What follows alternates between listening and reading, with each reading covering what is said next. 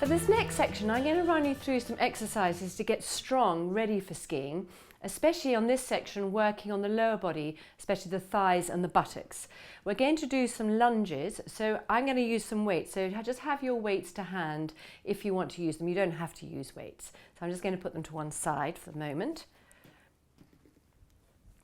We're going to start with some squats, which are great for the thighs, great for the butt. So come to standing with your feet wide. Again, that's entirely up to you how wide. The feet are slightly out to an angle. And have your hands together here.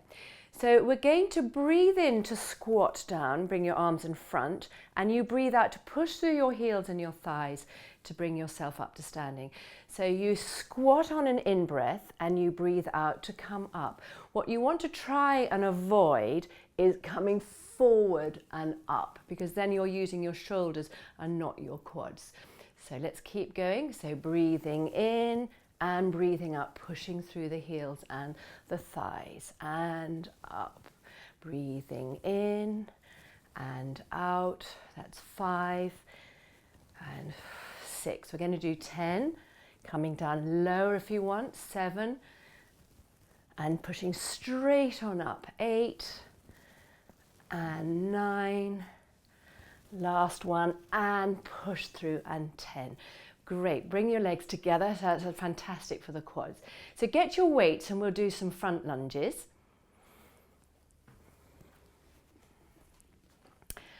So you're going to try and keep your feet parallel with this. I've got a weight in each hand. I'll just show you what we're going to do. And again, you can vary the lunge according to if you have a knee problem and how far down you want to go. So you can come forward in a very small lunge, or you can come forward in a deeper lunge. And again, one knee might be okay, the other knee might be fine, so adapt that accordingly. So we're going to do 20 alternating the legs. Okay, so, and also when you come back up, so when you come from lunging, you're not lifting yourself up from your upper body, but you are pushing through the core and coming back. So here goes. Okay, so we're going to lunge on an out breath. So take a breath in, breathe out and lunge. Breathe in to come up. That's 1 and 2 and 3, 4, 5, 6, 7, 8, 9 and 10. Another 10, 11 and 12, 13, 14, 15, 16, 17, nearly there, 18, 19 and 20. Great, well done. So those are the front lunges, and now we're going to do the back lunges. So exactly the same. Again, you might not want to lunge quite so deep on the back lunges, so I'll just demonstrate. So the arms still go forward as you take one leg back and come up to standing. We'll do the lunge on the out breath again. So breathe in first, breathe out, arms forward, lunge back. Breathe in to stand, breathe out to lunge and in to stand. That's 2 and 3, pulling in your tummy, and 4,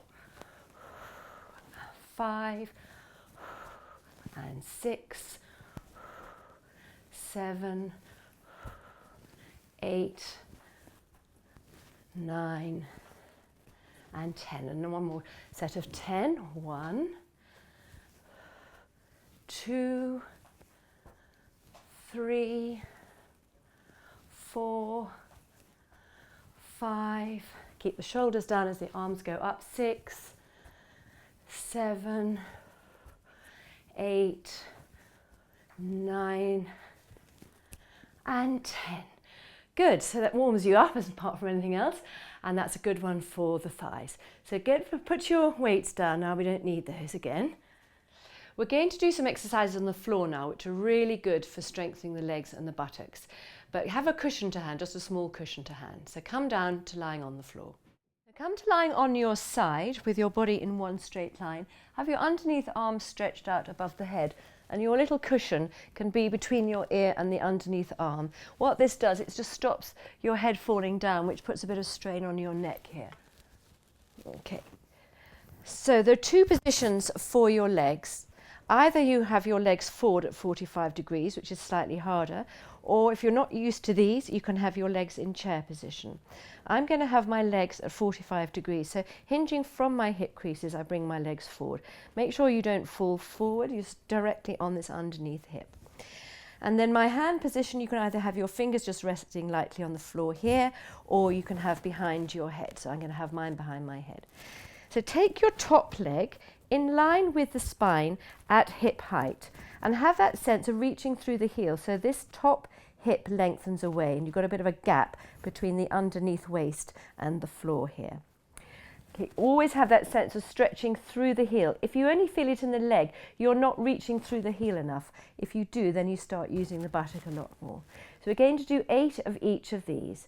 So we're going to breathe in to take the leg up, and we'll breathe out to bring the leg back to hip height. So here we go. Take a breath in first, breathe out to stabilize the core. Breathe in, lengthen the leg and take it above the hip and keep stretching the leg away to come back down to hip height. Breathing in and breathing out. Breathing in and out. That's 3. And 4, tummy stays in. 5, 6, 7 and 8. Now keep the leg at hip height, keep the foot flexed for the moment and bring the leg forward. The pelvis stays back, you're just isolating the leg. And then point the foot before you draw the leg back in line with the spine or a touch behind. You want to feel nice and open across the front of the hip here. So flex to go forward. Again, your upper body doesn't move, you're isolating the leg and you breathe in, point to come back. So breathing in and breathing out. 3. In and out. 4, 5. Keep stretching that leg away. 6. Keep reaching through the heel. 7 and 8. Now take the leg behind you now. You're not bringing your upper body forward, but so you're just isolating the leg, working from this buttock crease here. So the further behind your body you go, the more it'll work the buttock. So from hip height you go down to the floor, up to hip height, down and up. That's 2 and 3. You should really feel it in the buttock now. 4, if not take your leg further behind. 5, 6, 7 and 8. Have a brief rest here, just for a breath or so. And then we're going to do a rectangle. I'm just going to demonstrate that first. The leg never comes in front of the body. So when I say forward, it's only back in line with the spine, not in front of the body. So here you're going to go down to the floor, along the floor behind you, up to hip height, forward in line with the spine. So come into your starting position again. So the leg is at hip height, the foot is pointed, and it's on a level with the spine. So let's get going here now. So you take the leg down to the floor, behind, along the floor, up to hip height, forward in line with the spine. Down, behind, up, forward. Down, behind, up, forward. Down, behind, up, forward. Down, behind, up, forward. Down, behind, up, forward. Down, behind, up, forward. One more. Down, behind, up, forward. Now we're going to reverse. So go behind the body, down to the floor, along the floor, back in line with the spine, and up to hip height. Behind, down, forward and up, behind, down, forward and up, behind, down, forward and up, behind, down, forward and up, behind, down, forward and up. 2 more. Behind, down, forward and up, behind, down, forward and up. Have a brief rest. Hopefully you're feeling that in the buttocks. And then the last one on the top leg here are the circles. So I'll just demonstrate here, starting at hip height. You go in front, down to the floor, along the floor, behind, and up to hip height. So it's between the hip and the floor. So come to your starting position, leg in line with the spine. At hip height, the foot is pointed. And we're going to do 6 in each direction, forward, along the floor behind, and up to hip height. So it's a circular movement of that thigh bone circling in the hip socket. That's 3, 4, 5, and 6, and reverse, and 1, 2, 3, 4, 5, and 6. Now bend that top leg on the floor in front of you. Now you can have the floor on the cushion, or if you'd rather on the floor, or if you'd rather have a cushion, then have a cushion. The underneath leg goes in line with the spine, and the foot is pointed. Okay, so we're going to work the inside thigh here. So all the way from the inside of the knee up the inside thigh. I'm just going to have my hands. You don't have to have your hand here anymore because you're not really challenging the core quite so much. So just lengthen and take that leg off the floor, and now don't let it rest back on the floor till you've finished. And let's do 10 little tiny circles in each direction. Think of the circling from the upper thigh, and you're keeping the leg straight. That's 5, 6, 7, 8, 9, and 10. And reverse all the time, lengthening that leg away. 3, 4, 5, 6, 7, 8, 9, and 10. Now we're going to do lift and squeeze. Keep the foot pointed. Try and not put any more weight than necessary through this top leg. So you're not using this knee to support yourself. You're just isolating this underneath leg, and all the time lengthening the leg away. So lift and squeeze. Get those upper inner thighs to squeeze together. That's 2, 3, 4, 5, 6, 7, 8, 9, and 10. Now flex the foot and think of lifting from the inside of the ankle and the heel, and keep the legs straight and squeeze those inner thighs. 2, 3, 4, 5, 6, 7, 8. Really squeeze. 9, and one last good squeeze, and 10. Now relax that leg. Now bring both your legs into chair position if they're not already there. Now I know we did a standing quad stretch when we did the limber up exercises, but actually this to me gets the best quad stretch of all. So bring your top knee in towards your chest so you can reach the front of the ankle. What you don't want to do is grab your ankle like that and twist your pelvis. So bring the top knee up to your chest, take hold of the front of your ankle and draw that knee around. So the hips stay forward, tummy in. Think of the knee lengthening to the wall away from you, and have your heel towards your buttock as much as you can. And what you're aiming for is a straight line from the front of the body through to the front of the thigh. So if this is particularly strong, you can release it forward a bit and then take it back. But the quads get used a lot with skiing. And also you put a lot of pressure through your knees. So this gives you a good knee stretch as well as stretching the quad. Keep your tummy in, shoulders relaxed, and just keep encouraging that knee away from you. Stay here for a few more breaths, seeing if you can get the knee to go a bit further back. And then release. So that's that side down. So come to turning onto your other side, and we'll do the other leg. Lying on your other side, directly on this underneath hip, start with your legs in one straight line with your body, and then either come into a chair position, so your lower back stays where it is, or hinging from these hip creases, bring your legs forward at 45 degrees. Your fingers can just be resting lightly on the floor in front of you, or to challenge your core a little bit more, you have to really pull in your tummy to keep your balance, have your hand behind your head. So start with your top leg in line with your spine. The foot is flexed and you're reaching through that heel to lengthen this top hip away, so you're nice and long in the top waist and a little bit of a gap between your underneath waist and the floor.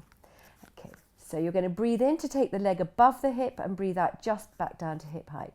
So breathing in to take the leg up, breathing out to come back to hip height. So as you take the leg up, stretch it away so you don't feel that your lower waist is collapsing into the mat. You're isolating this leg each time, so you can go a tiny bit higher. And again, breathing in, and we'll do 2 more. Breathing in and breathing out. in and out. Now keep the leg at hip height, keep the foot flexed. You're going to keep the pelvis back where it is and just bring the leg forward. So you're reaching the heel away from the sit bone. Point the foot and use the hamstring, the back of the leg, to draw the leg back in line with the spine or a touch behind.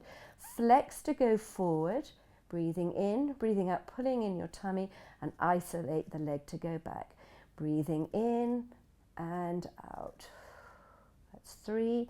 Each time going a bit more, so you get a stretch behind the leg as well.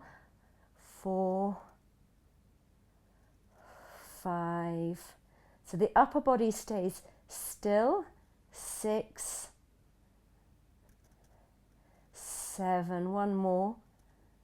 And 8. So back in line with the hip. Now take the leg behind the body without bringing your upper body forward. So again, you're working from that hip crease. The further behind the body you go, the more it'll work the buttock. So starting at hip height, go down to the floor, up to hip height, down and up, down and up. 3, 4, 5, 6, 7, and 8. Have a brief rest.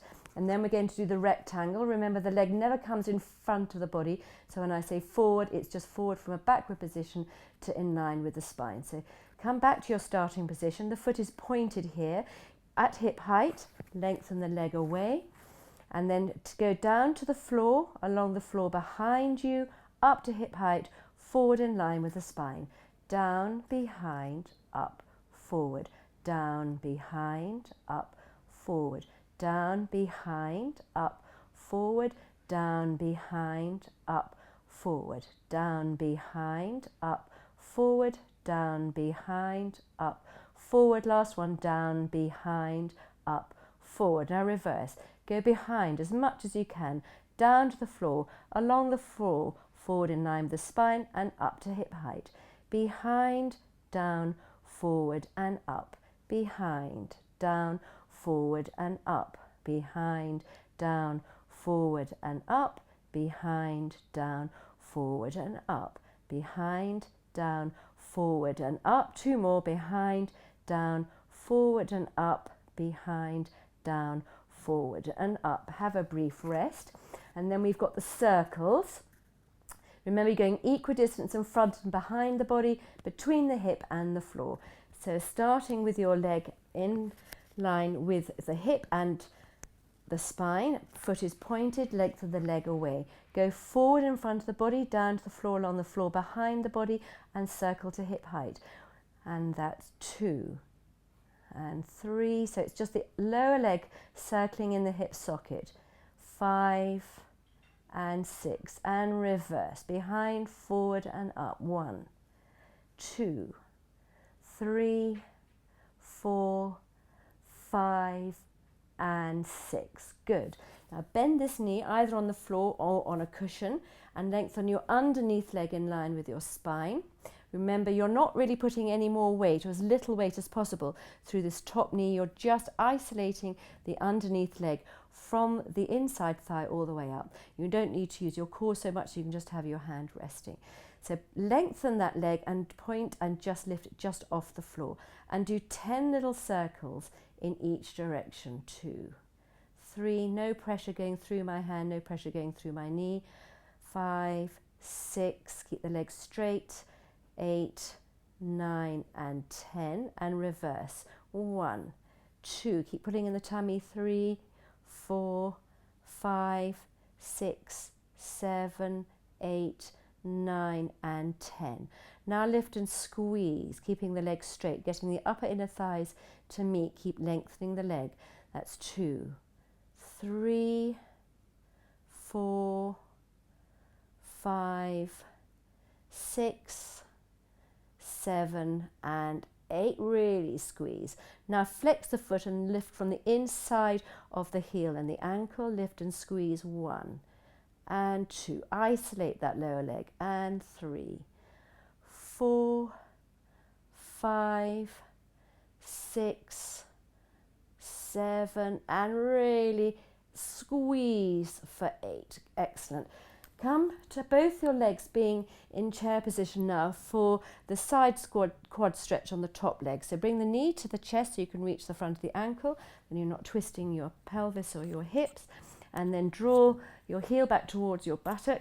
Think of lengthening the knee away. You're trying to get a straight line through the front of the body and the front of your thigh. And this gives a really good quad stretch. I think this is the best way of stretching the quads. So keep the shoulders relaxed, keep encouraging the knee away from you, lengthen it, keep on your hip, don't roll back, tummy in, hips forward. If it's very tight, you can release the knee forward a bit and then take it back into another stretch. So the quads tighten up quite quickly, especially with skiing, but actually these stretches work really well and it's amazing how quickly you get a nice sense of release. It's also very good to keep the knee stretched out like this as well, because tight quads can put a strain on the knee. So hold it here for one more breath and then release that leg. Good. So those are some very good exercises for strengthening the lower body, especially the buttocks and the legs, which are really important in skiing. And there's another section for strengthening the upper body and the core. And also on the stretch out section, there are some very good stretching exercises to release all the muscles that we have just worked in this last section. So happy skiing, thank you.